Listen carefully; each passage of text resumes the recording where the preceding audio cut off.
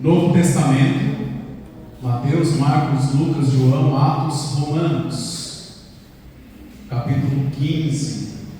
O tema proposto para nós aqui nessa noite, eu não sei se você viu o flyer de divulgação, mas o tema é: com um só coração e uma só voz, glorifiqueis a Deus. Que ao final desta pregação e ao nos despedirmos do final deste grupo, de fato a nossa vida glorifique a Deus e ela permaneça desta forma, fora desta igreja daqui em diante, amém? É isso que eu desejo para você, que você seja santo, que você seja santo. Aliás, dá uma olhadinha para quem está do seu lado e diz: seja santo, meu irmão. Eu me chamo Guilherme, tenho 35 anos, sou casado com a Gabi, temos um filho, o Mateus. Nós três hoje fazemos parte de um grupo de oração chamado Filhos da Imaculada. Nosso grupo de oração ele nasceu agora no dia 3 de agosto, ele foi o primeiro grupo, né? Então ele é bem recente, bem novo, é um grupo de oração jovem, que acontece lá na paróquia Nossa Senhora do Rosário, lá na Vila Tesouro, bairro onde moro. Eu já servi aqui nessa paróquia ao longo de 7 anos e meio em um grupo de oração. Participei cerca de um ano na rede jovem, quando ainda a célula era aqui. E é uma alegria imensa estar aqui. Eu casei aqui na igreja, sabe? Então é uma alegria imensa poder estar aqui com vocês. Amém? Pensa bem apresentado. Vamos à palavra de Deus. Romanos capítulo 15, versículo 1 diz assim para nós: nós, os fortes, devemos carregar as fragilidades dos fracos e não buscar a nossa própria satisfação. Cada um de nós procure agradar ao próximo em vista do bem, para edificar. Pois também Cristo não buscou sua própria satisfação, mas conforme está escrito: os insultos dos que te injuriaram caíram sobre mim. Ora, tudo o que se escreveu no passado é para nosso ensinamento que foi escrito, a fim de que pela perseverança e pela consolação que nos proporcionam as Escrituras, tenhamos a esperança. Versículo 5: o Deus da perseverança e da consolação vos conceda terdes os mesmos sentimentos uns para com os outros, a exemplo de Cristo Jesus, a fim de que de um só coração e de uma só voz glorifiquei o Deus e Pai de nosso Senhor Jesus Cristo. Acolhei-vos, portanto, uns aos outros, como também Cristo vos acolheu, para a glória de Deus. Essas são para nós palavras do Senhor. Graças a Deus. Vamos aplaudir a palavra de Deus.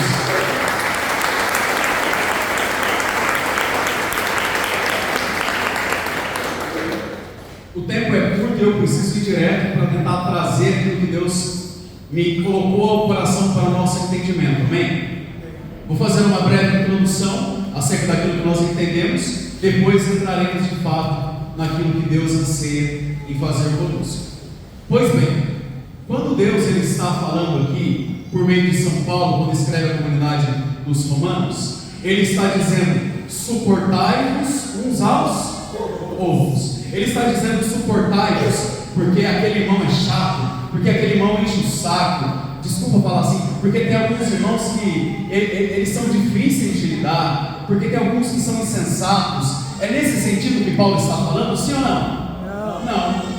São Paulo ele não fala nesse sentido. São Paulo está falando no sentido de edificar, está falando no sentido de dar suporte ao outro. Ou seja, assim como esse irmão dá o suporte à escritura que aqui está para que eu leia, também nós sejamos suporte para que o nosso irmão possa permanecer em Cristo, firmado na rocha. Amém? Amém. Entretanto, todavia, nós sabemos que de fato há algumas pessoas que são difíceis, mesmo dentro da casa de Deus, de lidarmos com elas, verdade ou não?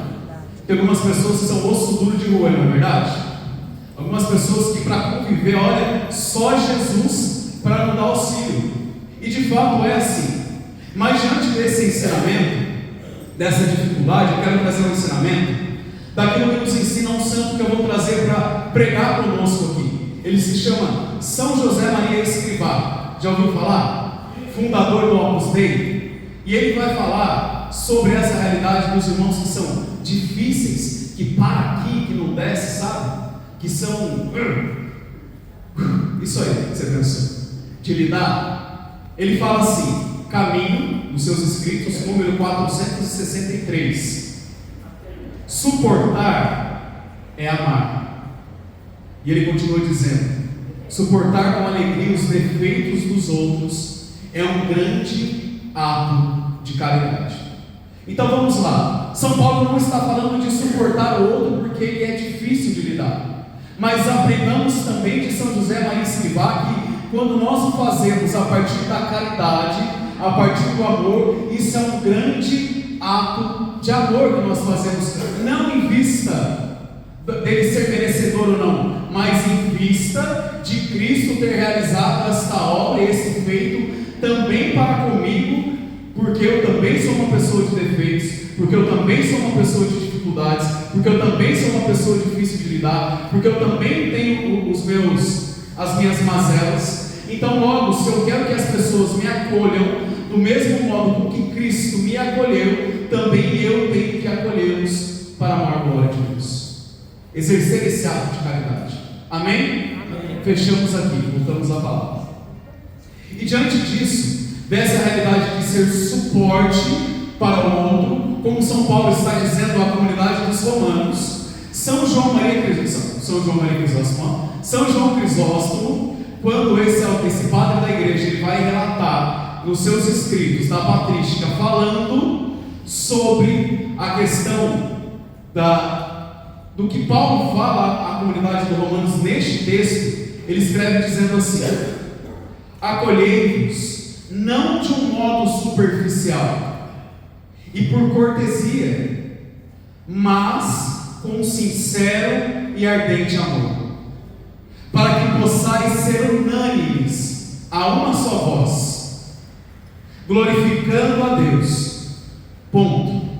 E ele continua: mediante desta acolhida, que não é menor que a que Cristo fez convosco, quando vós não éreis ainda dignos. Ora, quando eu li isso, diante dessa realidade, que ele está dizendo do acolhimento ao outro, em virtude não dos méritos as quais nós temos, mas por amor do Cristo, a qual São João Crisóstomo está relatando esse escrito, em virtude do mesmo escrito a qual Paulo fala à comunidade de Romanos, eu me lembrava daquilo que Pedro escreve em sua primeira carta, quando ele estava dizendo: vós que não eram nem povo, vós que estavam imersos às trevas, vós que erais trevas, foram iluminados pela luz do Cristo. Diante do quê? Diante da gratuidade e do seu amor. Ora, nós entendemos o que a partir disso? Que quando eu me coloco à disposição de ser suporte na vida do outro, eu não faço menção, eu não faço escolha, eu não faço decisão, mas eu me torno uma pessoa agradável para suportar o outro no quesito da fé e no crescimento espiritual, seja aquele que for. Desculpa dizer, o mais... Esse aí que você pensou, difícil, sabe, de lidar, insuportável, que a gente se depara pelos caminhos, sabe aquela pessoa difícil do seu trabalho, sabe aquela pessoa que te apurrinha, que te enche o saco, que te calunia, que fala mal de você, que está tentando puxar seu tapete, sabe essa pessoa? É para essa mesma pessoa que Deus está dizendo para mim e para você, que nós devemos também ser suporte, com a finalidade de que elas possam encontrar o Cristo ou permanecer nele. Ou seja, não há distinção de pessoas. É o que nós precisamos entender aqui. Paulo ele vai falar à comunidade de Corinto dizendo: eu me fiz judeus para os judeus, eu me fiz aqueles que não têm lei para os que não têm lei, eu me fiz os que vivem submissos à lei para os que vivem submissos à lei.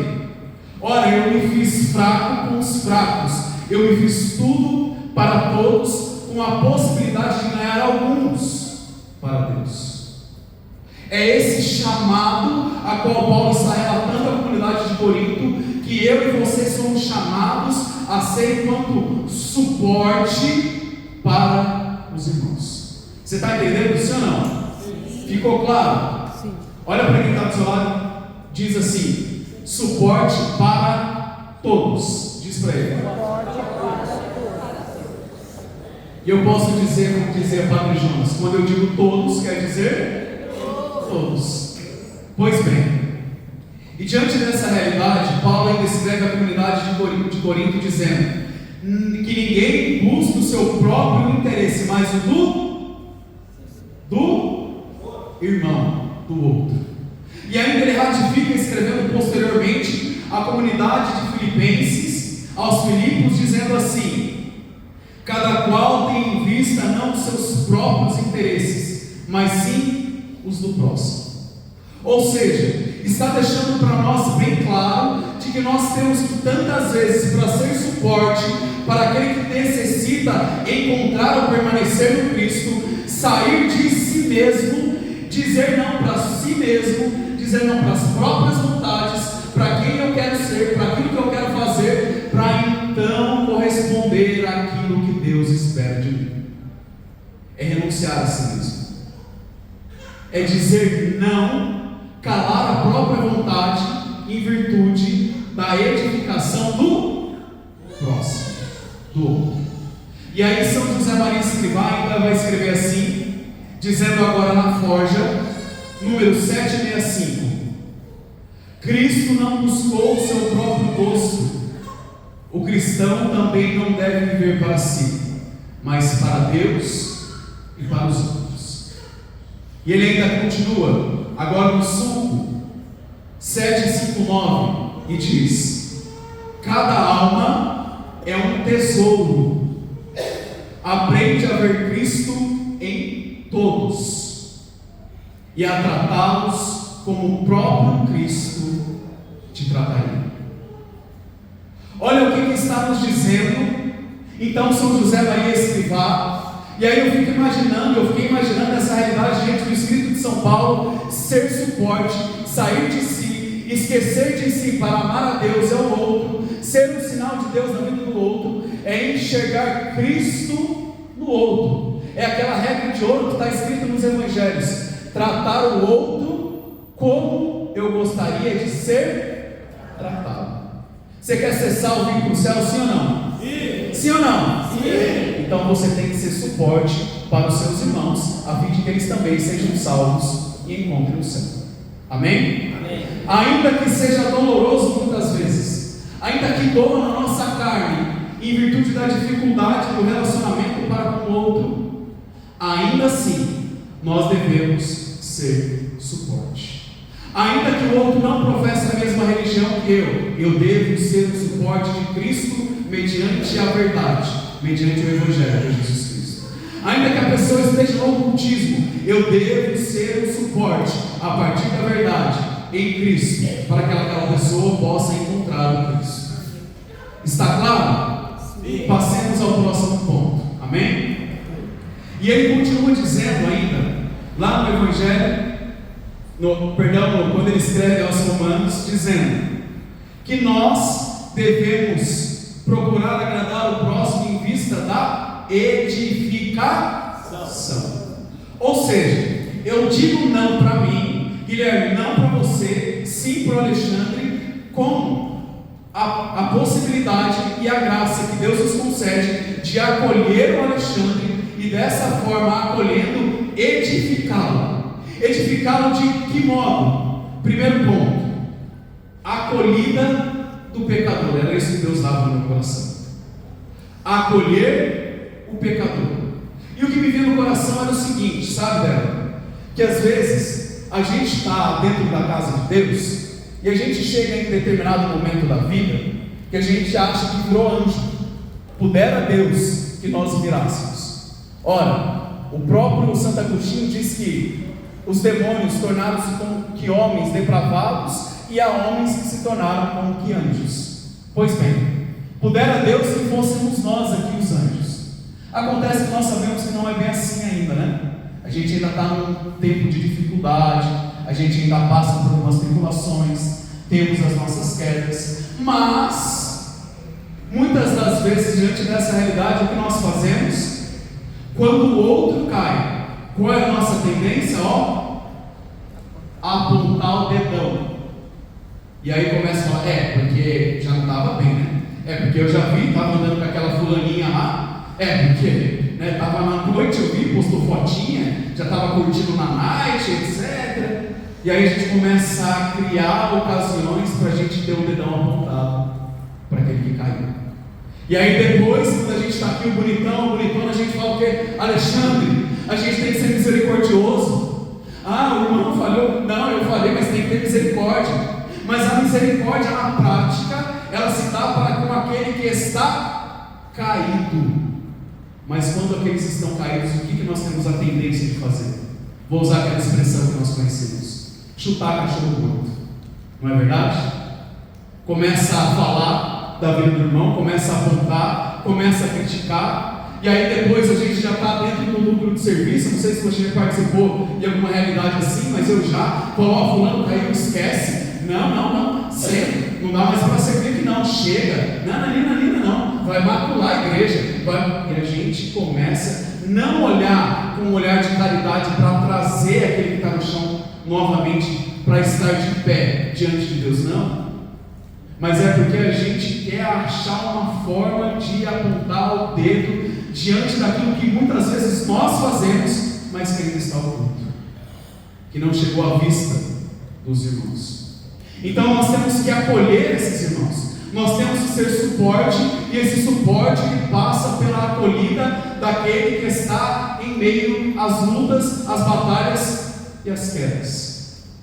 Ora, Santo Agostinho ele diz assim: em nada o caráter religioso de uma pessoa se manifesta tão claramente quanto quando ao lidar com o pecador. Ela se preocupa mais com a redenção do que com a repreensão, mais com o bem dele do que com a censura.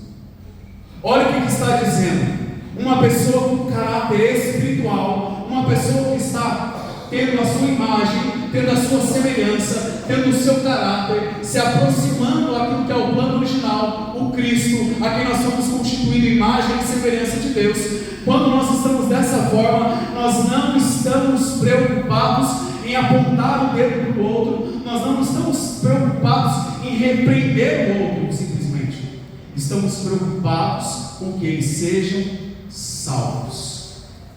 Salvação.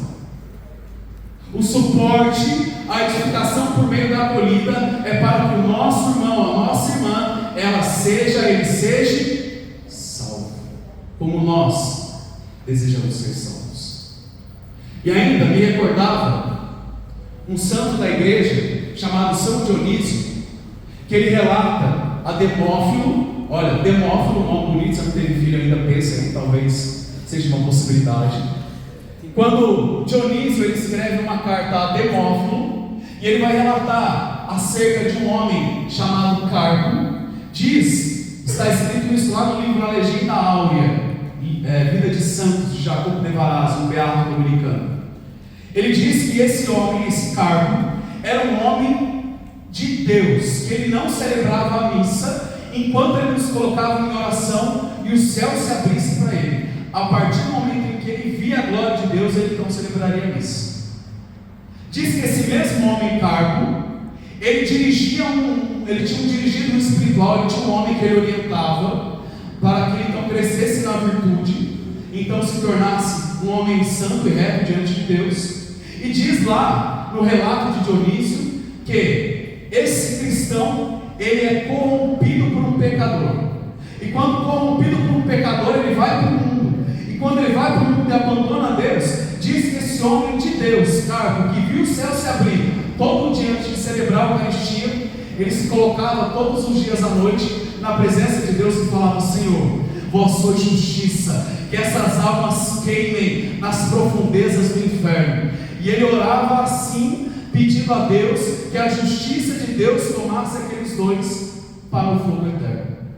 Diz que uma das vezes, a última, por assim dizer, quando Dionísio está orando diante de Deus, diz que o céu se abre, ele vê Cristo na sua glória, os anjos na presença dele, mas também o chão ele se abre, ele então vê o inferno. No inferno ele começa a enxergar aquelas duas criaturas pecaminosas, envoltas em serpentes, sendo mordidas, pecadas, assoladas pelo fogo do inferno. E ele olhando aquilo, ele diz que então Jesus começa a descer da sua glória, da presença dos anjos, chega até a presença daqueles homens lá no inferno, estende a mão para Dionísio e diz: eu estou pronto para ser crucificado mais uma vez, porque eu prefiro padecer mais uma vez do que ver essas almas padecendo no fogo eterno.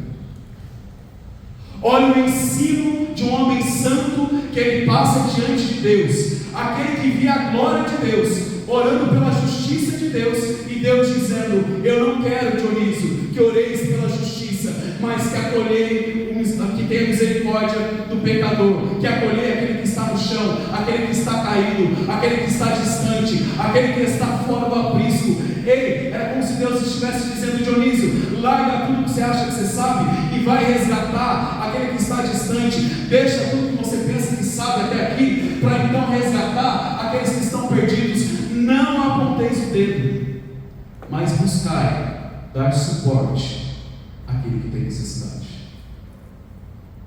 É acolhida, não é julgamento, é misericórdia, amém? Você entende isso? Sim ou não? Sim. Pois bem, e uma outra forma de edificar é aquilo que nós estamos fazendo aqui, por meio da pregação, instrução, mas também correção fraterna. Nós instruímos na fé, mas também corrigimos na fé. Nós acolhemos aquele que está caído, amém? Nós vamos atrás da ovelha que se perdeu, amém? Vamos resgatar aquela que está fora do aprisco. Mas Jesus ele disse que quando a ovelha é muito rebelde, quando ele acha ela fora do aprisco, ele quebra as pernas do pastor, coloca sobre os seus ombros e coloca e caminha com ela e anda com ela dias, com ela no seu pescoço. Ele está corrigindo aquela ovelha. E por que ele faz isso? Porque ele ama e não quer perder para o lobo que está lá fora aquela ovelhinha. É o amor que faz com que então agora o pastor quebre as pernas daquela ovelha. O bom pastor permita com que nós passemos algumas realidades em nossas vidas, com a finalidade de que agora, com as nossas patinhas quebradas, fiquemos na presença dele, sentindo o seu cheiro, o cheiro do pastor. E diante dessa realidade, Deus me trazia 4 pontos para falar aqui para vocês, dessa questão de correção fraterna. Olha para quem está do seu lado e diz: não se perca.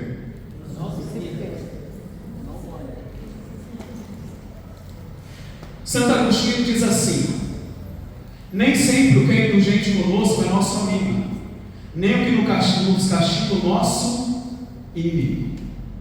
Amém? E o primeiro ponto, a qual eu queria tratar aqui rapidamente, que nós não temos tempo, é o egoísmo. Deus falava para mim: Guilherme, nós nesse tempo somos pessoas egoístas. Nós não damos suporte para o outro, por quê? Porque eu tenho que olhar o meu umbigo. Eu não acolho o outro, por quê? Porque eu tenho que acolher o meu umbigo. Eu não edifico e não corrijo o outro, por quê? Porque eu nem mesmo me procuro corrigir, quanto mais corrigir o outro. Nós somos pessoas de ego.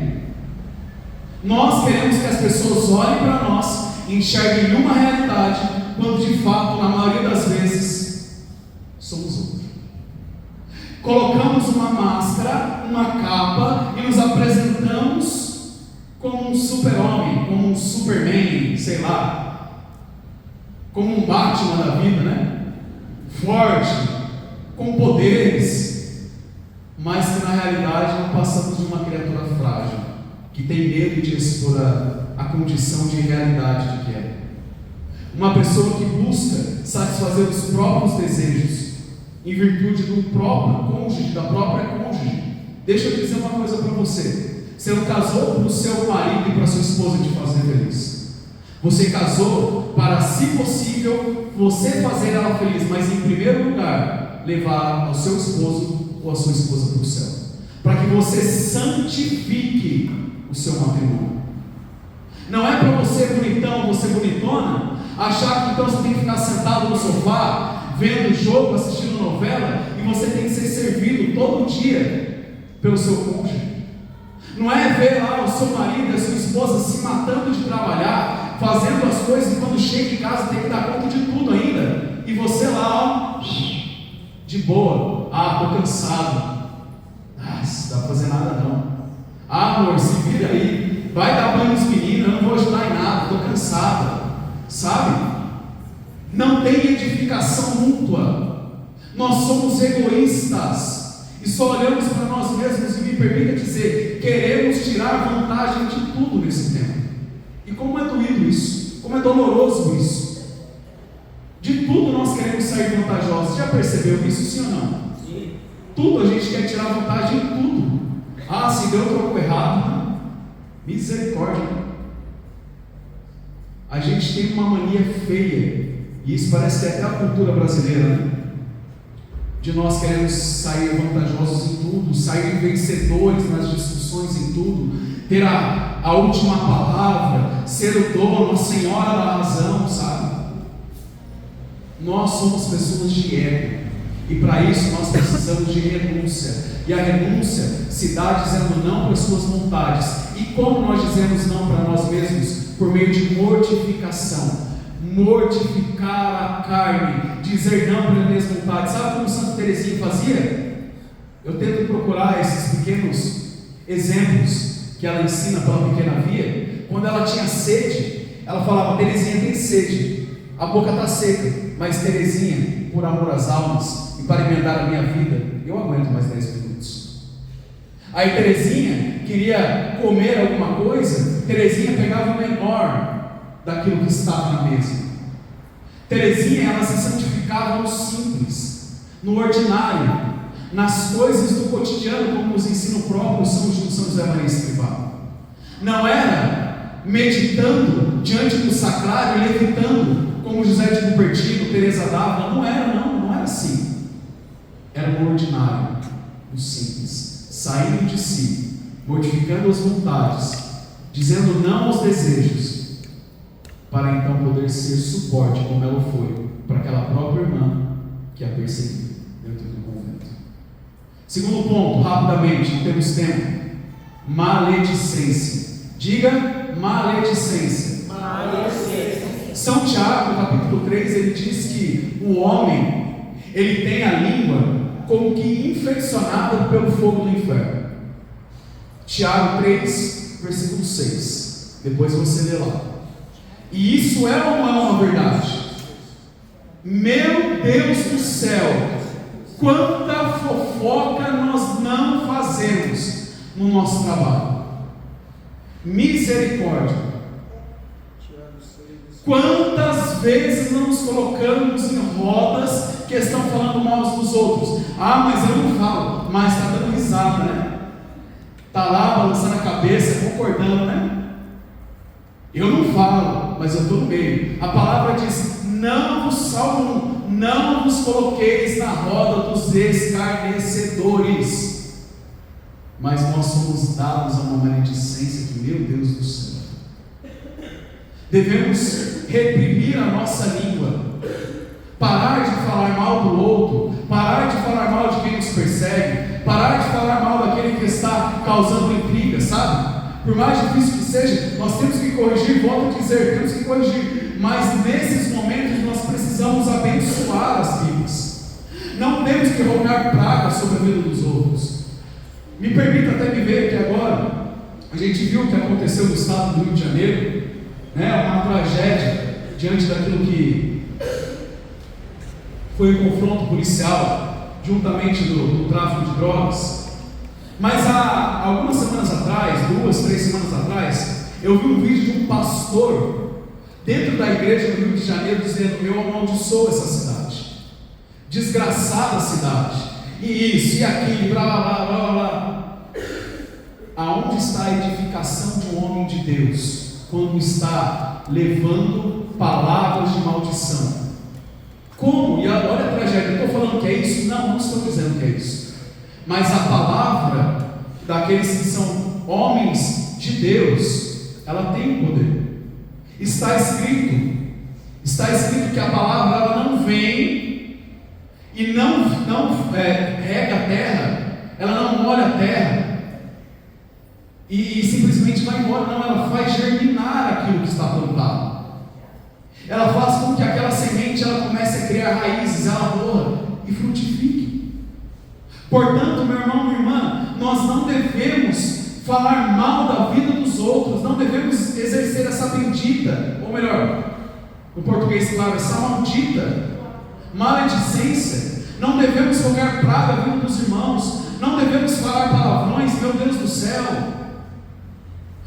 Eu vejo servo de Deus que canta, que ministra, falando palavrão à torta e à direita, tudo que você pode imaginar, gente. Como uma boca que está edificando, louvando a Deus, é a mesma que está amaldiçoando e falando palavrões. Eu era um menino que a cada 10 palavrões, cada 10 palavras, falava 11 palavrões como menino. Era difícil. Meu Deus do céu. Quando eu me converti, em virtude desses palavrões, Deus falou assim para o Guilherme, em oração: cada palavrão que você fala é uma porta que você abre para que o demônio adentre a sua alma. Falou para o Guilherme. Eu falei: o quê? Deus me livre e guarde. Comecei a brigar, falei: eu vou mudar uma linguagem. Graças a Deus eu consegui mudar. Sou perfeito? Não, lógico que não. Mas Deus me deu a graça. Por quê? Decisão. E o que falta para a gente parar com essa maldita maledicência por tantas vezes se chama decisão. Precisamos escolher por isso. Não fazer corpo mole diante dessas realidades. Terceiro ponto, rapidamente: imodéstia. Repita: imodéstia. Sabe o que me dói? A gente vê as pessoas dentro da igreja, algumas, né? Porque algumas, meu Deus do céu, a roupa, né? Vou falar só da vestimenta aqui porque não dá tempo. Mas a roupa Jesus amado é um decote maior que o outro, é uma roupa marcando mais que a outra. Gente, é terrível você ver dentro da igreja homens e mulheres marcando o corpo, usando roupas que marcam o corpo de forma descabida, sabe? E isso tem virado uma prática habitual nos tempos atuais. A gente vê as pessoas se vestindo dentro da casa de Deus com roupas indecorosas. E Padre Pio dizia o que em virtude disso? Padre Pio viveu agora, até o ano de 68, recente. Ele chorava na igreja quando aparecia esse tipo de vestimento. Ele dizia: as carnes desnudadas queimarão no inferno. Diz que ele expulsava quem entrava com esse tipo de roupa dentro da igreja. E hoje, como nós nos portamos? Talvez não seja nem a questão da roupa em si tão decotada, mas sabe, eu estava na missa de Corpus Christi esse ano, e gente, a menina na missa com uma roupa de rock, com um monte de demônio na missa. A gente não entende nem mais o que a gente está vivendo. A gente quer professar uma coisa, mas revela outra com a vida, sabe? E ainda há algumas realidades. Às vezes a gente se coloca até bonitinho dentro da igreja, como eu já ouvi, porque a gente convive com pessoas. Mas quando está fora da igreja, meu Deus do céu, o short parece roupa íntima, anda de shortinho curto, mostrando a polpa do bumbum e cropped. Meu Deus! E depois aqui vem de modéstia, de saia, coloca o véu, porque eu vou à missa, eu vou receber Jesus de joelho, de véu, mas lá fora, meu Deus do céu, nem parece a mesma pessoa, gente. A gente tem que suportar o outro, dar suporte para o outro, mas é em todo o tempo, a todo momento, não é só no grupo de oração, não é só na missa, mas é no cotidiano da vida. É no ordinário daquilo que nós fazemos. É no nosso trabalho. palavrão para ele, fala xingar de palavrão quando ele está longe, começa a abençoar ele. Para de usar essas roupas indecorosas, pelo amor de Deus. Tem roupa que parece que foi produzida no ateliê do diabo, gente. Eu trabalho no centro da cidade. Tem dia que eu preciso resolver alguma coisa no centro. Agora está esquentando. Deus do céu. Tem que andar igual o São Bruno, lá o fundador dos capuchinhos. Tem que andar olhando para o chão. A dificuldade que é. Gente, olha o que disse Glória Paulo. O que ela trouxe para nós, aquela mulher colombiana que morreu. Ela falava: Senhor, eu estou sendo condenada ao inferno. E está falando sobre a realidade dela. Ela falou: eu nunca traí meu marido. Mas ela fala: e as roupas justas que você usava na missa? Que você levou tantos homens ao pecado. Gente, é sério.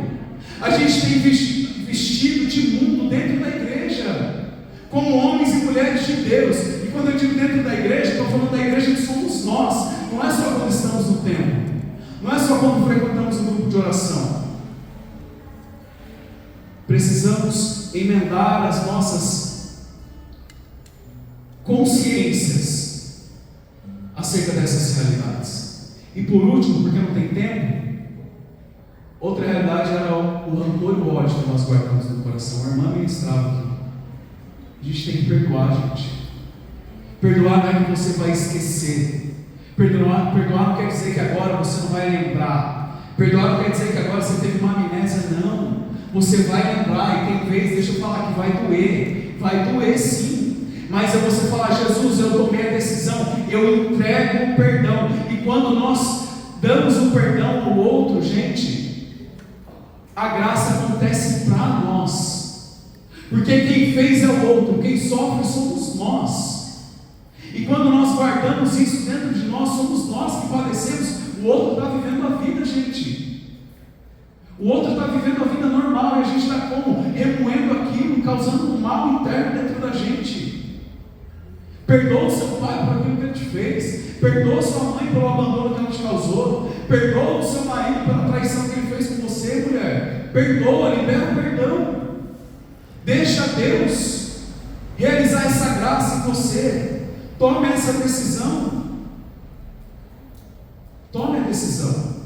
Para que dessa forma possamos verdadeiramente dar suporte ao outro. Juntos, em unidade, sermos esse suporte. É dessa forma, irmãos, aquilo que é o tema para nós, como um só coração e uma só voz. Um só coração e uma só voz é estarmos submissos aos ensinamentos e à vontade de Deus. A glória de Deus, entenda, ela vai vir a partir do momento em que eu ser salvo, em que você ser salvo, em que a salvação entrar na sua casa, em que o seu trabalho encontrar a Jesus Cristo e aceitarem a salvação. A glória de Deus em unidade vai dar quando juntos adentrarmos o céu, irmãos.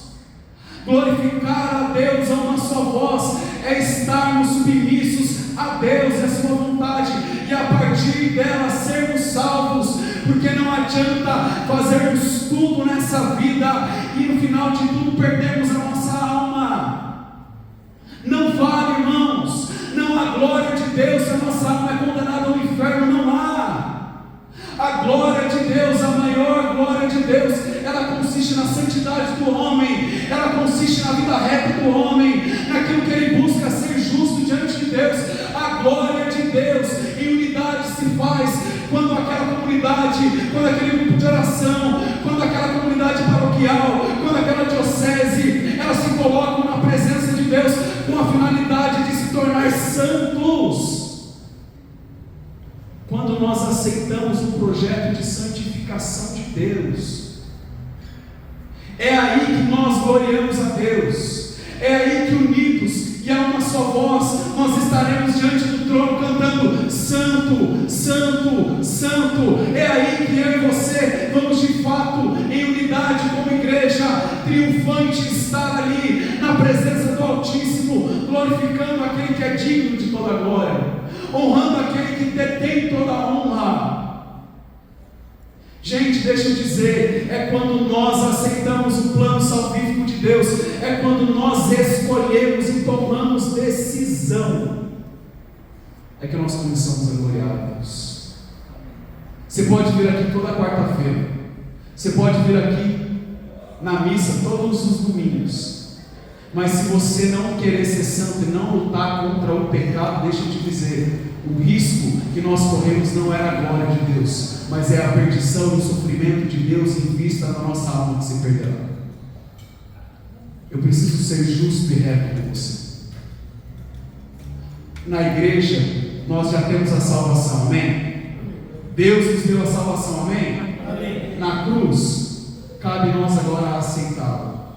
E aceitá-la é viver o plano salvífico de Deus. É ser suporte para o irmão. Mas eu só posso ser suporte para o meu irmão a partir do momento em que eu luto por uma vida santa. Quando eu brigo com Deus, como Jacó fez, para que Ele possa então fazer um favor na minha vida para que eu seja santo. É quando eu me coloco na presença de Deus e falo, Senhor, como dizia, e eu me lembro agora, o santo que nós celebramos recentemente, Inácio de Antioquia, quando ele está indo a caminho de Roma, para ser colocado lá no Coliseu, para ser devorado pelas feras, e ele escreve à comunidade de romanos, se não me falha a memória, aos romanos, na sua carta, dizendo assim: não interfira no plano de Deus, eu quero ser trigo triturado, deixe-me ser devorado pelas feras. E ele diz: não há morte, não há dor, deslocamento de membro, não há flagelação, não há diabo que me faça fazer a vontade de Deus e me separar dele. A nossa decisão precisa ser convicta, como esses homens testificam para nós. Ser suporte para o outro, como ele foi mesmo na hora da morte, a Policarpo de Esmina. Ser suporte para o outro mesmo quando ele fala à comunidade de Éfeso, quando ele fala à comunidade de Roma. Ser suporte para o outro, como Santa Cecília o fez quando quase degolada, 3 dias, quase morta, lançada lá na praça em Roma, quando o Tertuliano manda decapitar ela e ela não morre. Quando ela fica lá 3 dias quase morta, e ela começa a orar por aqueles que fizeram mal a ela, e ela ainda começa, diz a tradição da igreja, que vinham todos ver aquilo que estava acontecendo com Cecília, e diante daquela situação, o pescoço quase que inteiro solto da cabeça, ela estava dando bons exemplos, ela estava edificando, ela estava sendo suporte para aquele povo. Sabe o que aconteceu? Diz que depois daquele momento do martírio de Cecília, Roma se converte a Jesus Cristo. Sabe o que está faltando na sua vida? Para que então o seu testemunho e o seu suporte gerem os santos e gerem homens e mulheres de Deus em sua casa? É a sua decisão, é a sua determinação, é a sua aceitação no plano salvífico de Deus. A partir do momento em que você acolher isso sobre a sua vida, entenda bem, Jesus vai revolucionar os lugares onde a planta dos seus pés tocar. Aonde as tuas mãos alcançarem, será abençoado. Aonde você alcançar, onde você lançar palavras de bênção, será abençoado. Aonde você colocar a planta dos teus pés, a atmosfera será transformada. Aonde estiver escuridão, haverá luz. Aonde estiver a discórdia, haverá paz. Aonde estiver briga, entrega, contenda. Aonde estiver discussão, discórdia, haverá amor, haverá caridade. Porque você será um sinal de Deus para suportar aos irmãos. Amém. Seja suporte de Deus. Olha para quem está do seu lado e diz: seja suporte de Deus. Você está disposto? Pergunta se ou não. Se tiver, fala. Pega na mão dela e fala: vamos orar a Deus.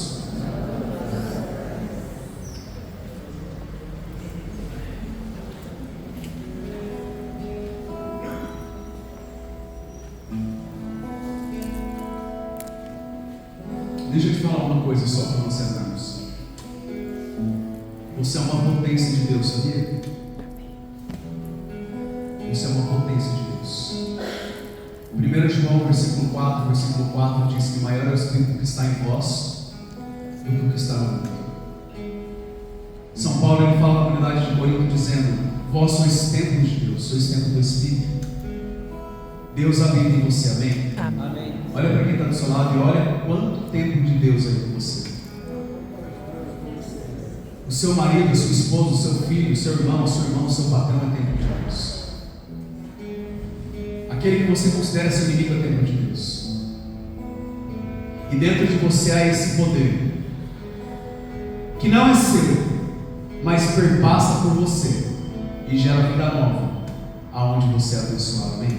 Amém. Então eu quero convidar você a colocar a mão sobre o seu coração e repete assim comigo: Senhor Jesus, Senhor Jesus, a partir dessa noite, eu entendo que eu sou o seu poder que caminha sobre a terra, e a partir de ti, em mim, eu serei um sinal de santidade sobre esta terra.